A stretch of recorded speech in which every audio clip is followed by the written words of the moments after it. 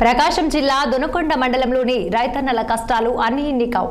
సాగర్ కాలువపై సుమారు 50 ఏళ్ల క్రితం నిర్మించిన వంతెన 2022లో కూలిపోయింది. దీంతో 3 ఏళ్లుగా దాసిరెడ్డిపల్లె, చందవరం గ్రామాల ప్రజలు పడిపోయిన వంతెనపై నుంచి రాకపోకలు సాగిస్తున్నారు. కాలువకు అటువైపు వందలాది ఎకరాల్లో పంటలు సాగు చేస్తున్నారు. అవతలి వైపున వంతెన పైనుంచి వెళ్లి ఇక రైతులు పంటలు సాగు చేస్తుంటారు. అయితే అటు వెళ్లేందుకు తీవ్ర ఇబ్బందులు తలెత్తడంతో కొంతమంది తమ భూములు సాగు చేయకుండా బీడుగా వదిలేశారు.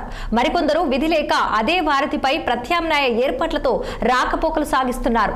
కొత్త వంతెన ఏర్పాటుకు అప్పట్లో 1.75 కోట్లతో ప్రతిపాదనలు పంపినా గత ప్రభుత్వం పట్టించుకోలేదు.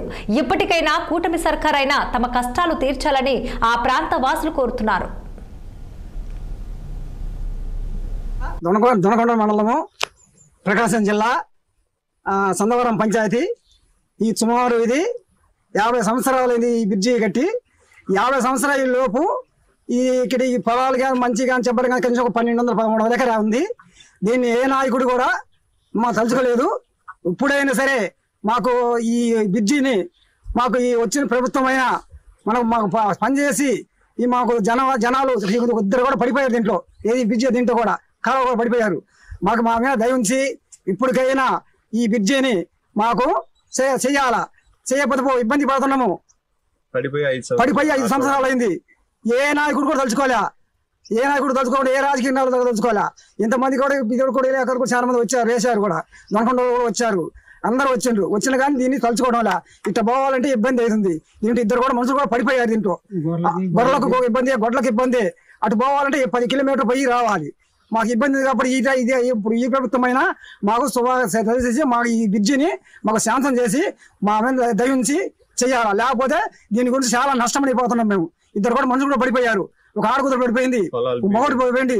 1200-1300 ఎకరా ఇక్కడ బీడు ఉంది. ఒక్క మొక్క వేసిన కాదు. ఈ బ్రిడ్జి గురించి నష్టపోయిన ఈ గురించి ఇది నష్టపోయాయి కాబట్టి మాకు ఇమ్మీడియట్ గా ఈ పని అని ఈ ప్రభుత్వం అయినా మాకు పని చేయాలా. చేయకపోతే ఇబ్బంది పడుతున్నాము. అన్ని ఇబ్బందులు ఏర్పడుతున్నాయి. 1200 ఎకరాలు ఉంది ఇక్కడ. ఒక గొర్రెలు కానీ మంచి కానీ చెప్పరు కానీ ఏవి పోవడంలా. కొంతమంది కూడా జనాలు కూడా మాకు పొలాలు పనికి రావంటే మేము రామయ్య బ్రిడ్జి గురించి ఆ బ్రిడ్జిలో మేము పడిపోతామయ్యా, మేము రామయ్య అని పనికి కూడా రావడం. ఏమొస్తారు పని చేయని కూడా అక్కడ పని లేదు. 1200-1300 ఎకరా ఉంది. గొడ్లు కానీ కనీసం ఒక బరిగొడ్లు ఉంటాయి, గొర్రెలు ఉంటాయి, మేకలు కూడా. మొన్న దీనికి కూడా చాలా చచ్చిపోయినాయి ఈ గొర్రెలు కూడా. ఏదంటే ఇప్పుడు ఈ వానకు పోలేక అటు మేత కూడా చచ్చిపోయినాయి. గొడ్లు కానీ మనిషి కానీ చెప్పరు కానీ అన్ని పోయినాయి. అడిగి పోవాలంటే ఏమో పని లేదు, పోవాలంటే దోవ లేదు. ఏం చేయాలా? ఈ ప్రభుత్వం అయినా సరే నుంచి మా మీద దయ ఉంచి మాకు మటుకు ఇమ్మీడియట్గా ఈ బ్రిడ్జి అనేది మాకు ఛాన్స్ చేయాలా. దొనకొండ మండలం.